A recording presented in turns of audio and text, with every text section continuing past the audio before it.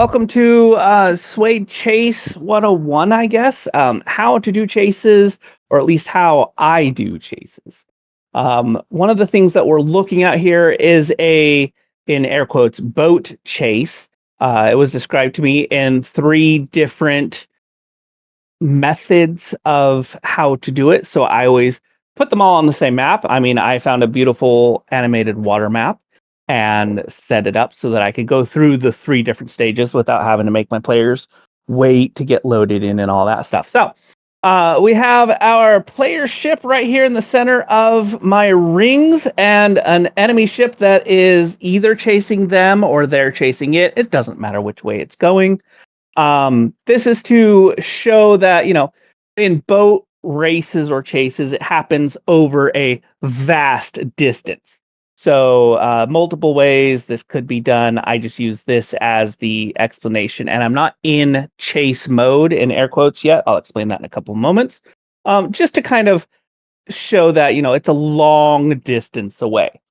So as with any chase, you'd want to be rolling your dice and whatnot. So we will take, just for example, my boat, and it's got its handling speed and all that stuff. So we'd be rolling dice just to see if its maneuvering outbeats the other one. So we're just gonna roll 2d6s.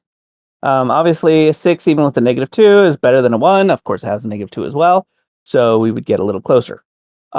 Each time the people would be able to do something with their chases. They would, do whatever boating skills they have to add bonuses to their roll. The crew would do whatever they have, and then you'd roll again.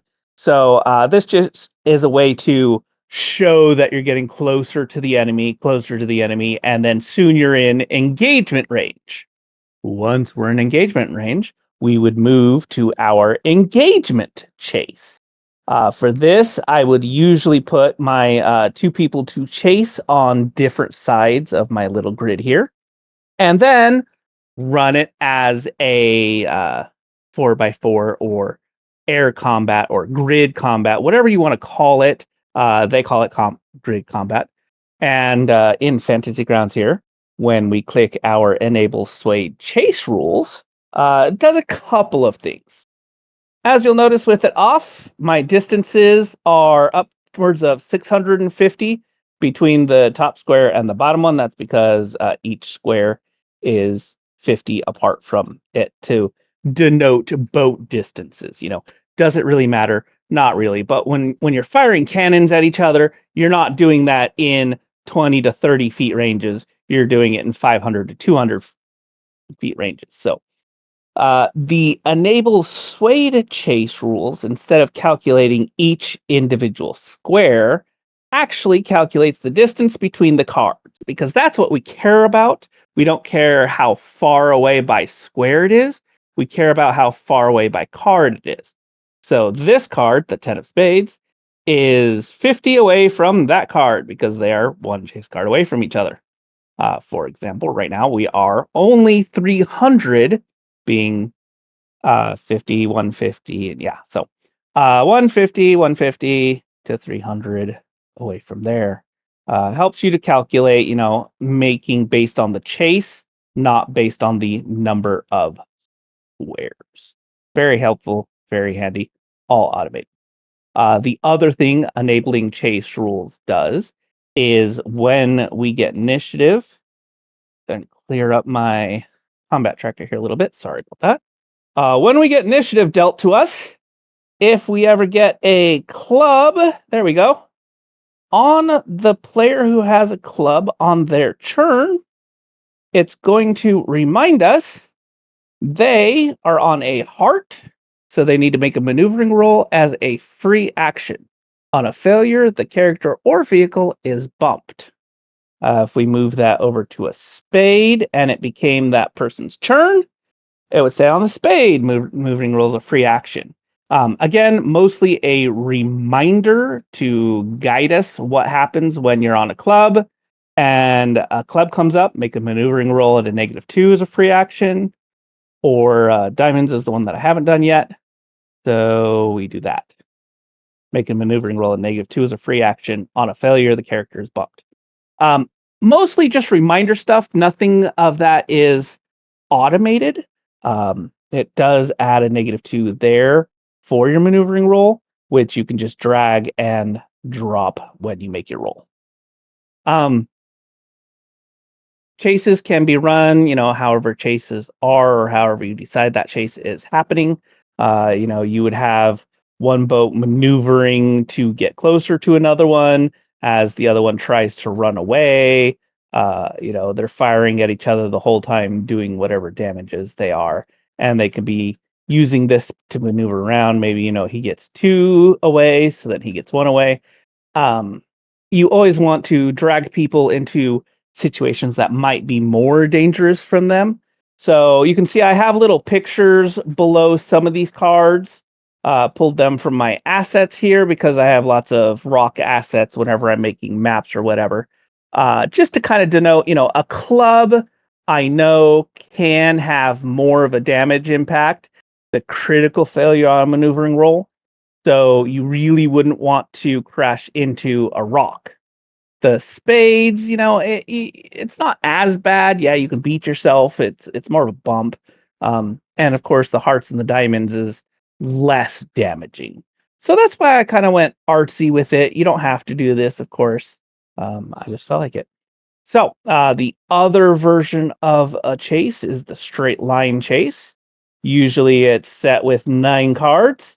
The person trying to get away, in this case, our friendly ship here, is trying to get away from the pennants and just run it as a regular chase. Same thing with the maneuvering rolls.